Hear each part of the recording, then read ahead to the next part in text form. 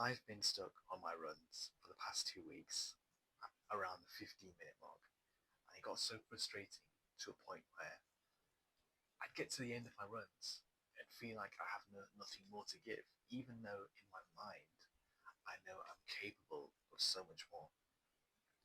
And I'd always hit this wall and feel like I'm going in circles. Then eventually, I was able to break through and go past that 15-minute mark and reach 17 and a half minutes. And then today, I was able to reach 20 minutes running straight. So, if you're new here, my name is Pren, and I am currently doing the Couch to 5K journey. Today's run will be run 22, and I'm going to just quickly walk you through exactly what I've done to kind of break through this mental barrier and be able to run for 20 minutes. So there's a couple of things you'll want to pay attention to if you're currently in this kind of running rut, or better describe it as a plateau. There's a couple of things you'll want to pay attention to, and I'll go through each of my things I kind of considered with my own running journey, and I think they've been key factors into helping me break this rut and break past the mental barrier of running for 15 minutes to progress onwards and run for 17 and a half and then eventually run for 20 minutes as I've done today. So part of this is down to your running form. You need to pay attention to this. If something's not right with your running form, it could be limiting your potential in terms of how far you can run for, because there's a cog in the machine that isn't turning right. That's the best way of describing it. Something isn't quite right with your running form, and the best way to do this is to go on a run as normal and don't listen to any music. Don't even take your headphones with you and just run. Run as you would normally, and just pay attention to how you feel on your runs. Is it difficult? Are there any aches and pains with your form? Because they will point themselves out to you if as you continue to progress and run. I'm assuming you're at a stage where you've got a decent amount of stamina. So all you'll need to do is just run as you do normally, and then try and pick up on anything that doesn't feel right. What you may start to notice is the sound of your footsteps is very heavy, or what you may start to notice is that you're not breathing properly. It could be that you're running too fast, and it also could be that you're pushing yourself too hard. Perhaps you need to take a step back and think, maybe if I turn down the speed of my running, I'll be able to be more consistent and then get to a stage where I'm comfortable running for slightly less time. So now I can try and progress and run for a little bit longer. So if we look at running form specifically, there's a couple of things you'll want to notice. Keep your head upright, straight, chest out in front of you, arms by your side and moving in a forward motion. You'll also want your feet to always be behind you, and then your knees never come in front of your torso. In terms of breathing, you want your breathing to match the pace in which you're running. So if you're running quite quickly, you'll want your breathing to match that in order to control and regulate your heart rate. If you're running at a more relaxed and slow pace, then you can take time with your breaths and take a few steps. Breathe in, take a few steps, and breathe out. Your breathing and how often you inhale and exhale should match the pace at which you're running at. So pay attention to that, because that may be the reason why you're getting out of breath so quickly. And perhaps you feel like you have no energy once you reach the 15-minute mark. In my case, I feel so tired and fatigued. When I reach that 15-minute mark, I'd be so exhausted, I don't feel like I could run for any longer. So that was one of the things I paid attention to alongside my running form. And what I also did was I controlled my pace. What I noticed that when I was running without music was that I started my runs fairly quickly, and then I'd start to slow down as I'd start to get tired and more fatigued. But what you want to do is try and maintain the same pace throughout the entire run. Try not to take certain moments and speed up and slow down. You want to be so controlled to a point where your entire run kind of looks the same, kind of maintain a same constant pace. What I found was that at the start of my runs, I'd be feeling upbeat, I'd be feeling motivated. I'd be like, yes, I'm ready to crush this run. So I'd start off really quickly, and then my energy would sap very quickly because I'd go out really fast, and then kind of get humbled by the length of my run, and then slow all the way right down to a point where I'd be coasting and just slogging myself to the finish line. What you want to do is go at a slower pace, and then if you're confident and comfortable doing so, then slightly increase it from there. Don't go out fast, go out at a controlled, reasonable pace. And then if you're comfortable doing so, then start to increase it. Don't start off very fast because you'll find you burn out a lot quicker than someone who goes a lot slower and steady.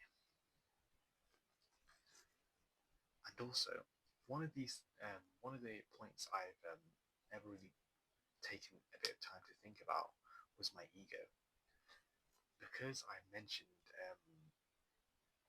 a couple of years ago I used to be quite into running, and this was down back in like 2020 times, and this was back when lockdown was a thing, and I got quite into running back then. I think it's about 5 years ago now, and I used to be able to run for about 4 kilometers in 28 minutes. So part of me today is thinking, oh, I should be able to match that. Where you were previously is not where you are today. How much you can do in the present moment is all that matters. What you used to do, or what you could have done, let's say a few years ago or a few weeks ago, is not what you can do today. The only thing that matters is what you can do today in the present moment. And if you're someone who's perhaps got like a personal record or a PR with running, let's say you've been able to run for 4K, and today you've only managed 3K, that doesn't mean you failed. That all that means is that today you've not been able to run as far as you wished. All that means is you just go again. It's as simple as that. Don't get too caught up on what you've been able to accomplish in the past, as that doesn't necessarily matter. I often see this with people in the gym. They'll be like, oh, back in my day, I used to be able to bench X, Y, and Z kg, but only in today, the present moment, they can only bench far less than that. In my eyes, what all that matters is what you can do today in the present moment. There's no point dwelling on past achievements and being like, oh, I used to be able to run for this amount of time, but now I can only run for this. Just take a breath and just think about what you can do today. What you could do a few years ago or a few weeks ago, that doesn't matter. What you can do today is what matters. And if you were able to run for 20 minutes and today you can only run for 10 minutes, then on your next run for 12, run for 14. And then when you can do 14, do 16, and then do 18, and then 20, and then before you realized it, you're back where you started. You've got to drop your ego. If you're someone who's pushing too far ahead when they're not capable of doing it, yeah, just take a step back and really think about where you are in your runs.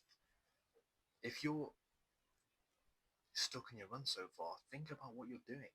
Are you running too much? Are you running too quickly? Is that potentially out of your depth at the minute? You've got to take into account these kind of questions and really think about it, because only you can figure this out. You've got to look back on your runs and really think about these kind of things, and then you'll find your answer.